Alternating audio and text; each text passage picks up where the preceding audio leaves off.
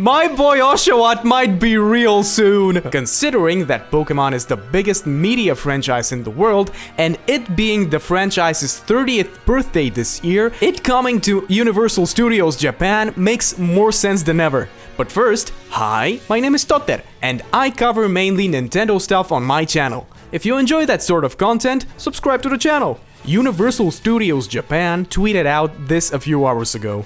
Breaking news, the birth of a new Pokémon experience, global deployment project launched. Based on a hyper-realistic experience that stimulates all 5 senses, it brings the Pokémon world to life in an unexpectedly interactive and rich way, currently preparing for its world premiere at Universal Studios Japan. Evolving. Pokémon coming to Universal theme parks was only a matter of when. If Pokémon were ever going to arrive at a theme park, it was always going to be Universal Studios Japan. Japan has constantly been Universal's testing ground for Nintendo properties. This is where Super Nintendo World first opened, and its success proved that immersive, game-based attractions can work on a massive scale. Then they expanded with the Donkey Kong area. The Donkey Kong area attraction draws inspiration from the Donkey Kong Country game lineup and has since expanded to include 5 mainline games. Recently, we even got an update to Donkey Kong Country Returns, which in my opinion was to regenerate hype or just for people to, well, start talking about DK again, so more people can visit the theme park. Back to Pokémon though. Since the property itself is owned by the Pokémon Company, which consists of Nintendo as well, and Universal already has a strong partnership with Nintendo,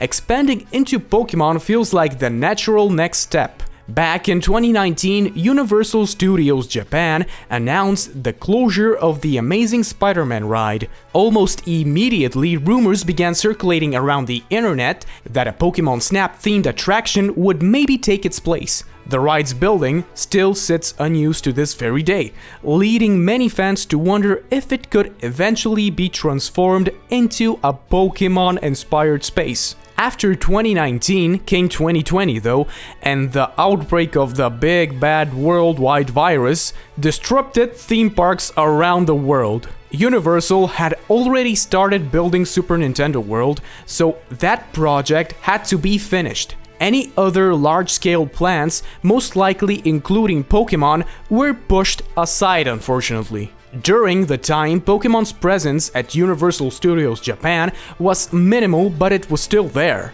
The park hosted seasonal meet and greets with characters from the franchise. Parades in Osaka took place that featured the beloved characters, limited merchandise was put on sale, and temporary food offerings were also introduced. But the last two were to be expected, it's Japan after all. Characters appeared during summer events and Halloween celebrations, including DJ Pikachu and DJ Gengar, which before starting to make this video, I didn't know they existed as concepts at all. Pokémon also became a regular part of the No Limit parade. All of this felt like a hint towards a bigger Pokémon Land-esque experience. These small events mattered because they showed that Pokémon was already integrated into the park in small ways and the partnership never stopped. Many fans believe that Universal's licensing agreement gives Japan first access to major Nintendo properties and attractions before other parks around the world, like the one in Hollywood or the one in Orlando, Singapore, Beijing, etc.